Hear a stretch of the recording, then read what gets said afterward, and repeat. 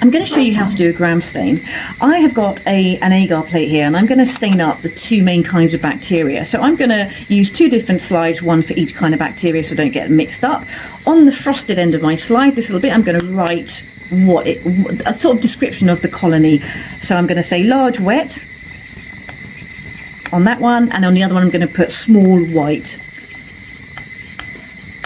So I'm describing the colony. Okay, now I need to work aseptically for this. We're going to use a loop, and we need some sterile water. So just heat up the loop, and you're going to put a little bit of water, a little drop of water onto each slide using the loop. There we go.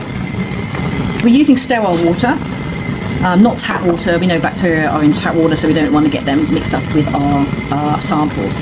Okay, so I flame my loop again. I'm going to go in and I'm going to just nudge with my loop, just nudging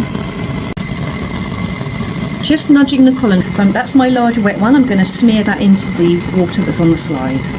So I've made a little circle of watery bacteria solution on that slide. Okay, now I'm going to go into the agar plate after I've sterilised my loop, and I'm going to pick up the small white colony.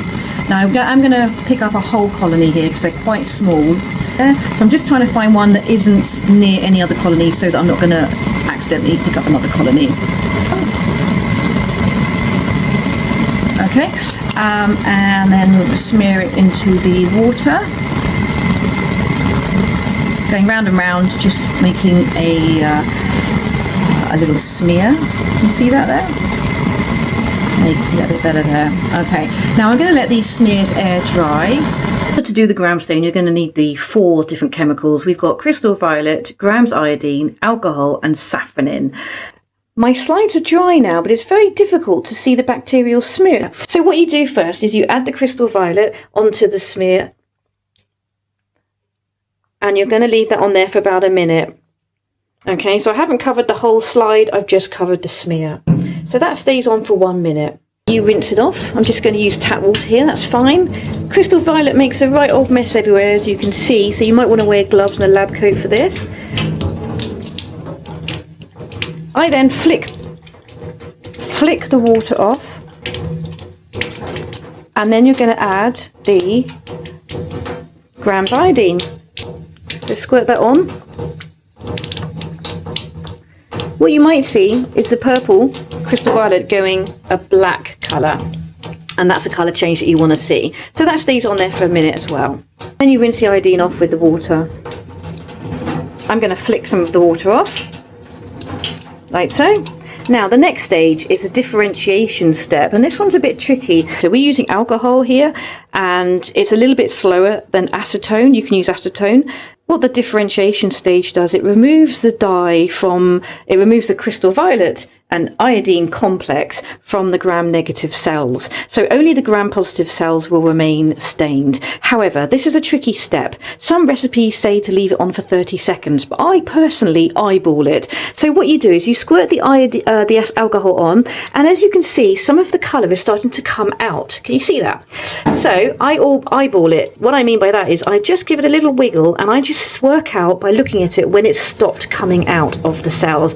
And I think we are there. So that's just taken a few seconds there. I'm going to rinse off with water. If you leave the differentiator on for too long, then what happens is all the pigment comes out of all the cells, and it looks like you've got a whole load of gram-negative cells on your smear, when you haven't. You actually have gram-positive that just haven't been stained very well. If you look at your slides, you might notice that some of them look a bit purple, like this one, and that's telling me that those are probably gram-positive cells that have retained the crystal violet dye. Now we need to counterstain all those gram-negative cells, so we're using safranin. Just squirt the safranin on, and this one can stay on for about 30 seconds, maybe a minute. Doesn't matter too much. It's just staining the background cells, the ones that are not gram-positive. If your gram-positive cell is really big, then the safranin is going to stain the cytoplasm of that cell. So you'll see a gram-positive cell wall, and the cytoplasm will be pink. So after 30 seconds, we rinse off, rinsey rinse, and then we need to give them a little shake and dry them off. Okay, they need to be dried. And here we have our cells our stain. Now, it doesn't look like we've got anything on these two, but I promise you we have. You can just about see these ones here.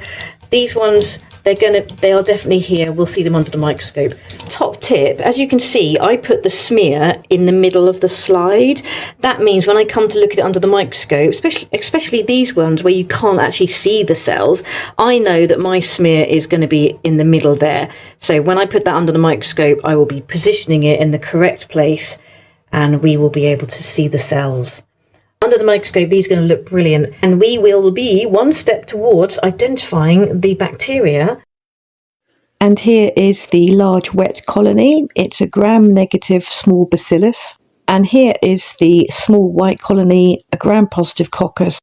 And judging by the tetrad arrangement, I think it's a micrococcus species.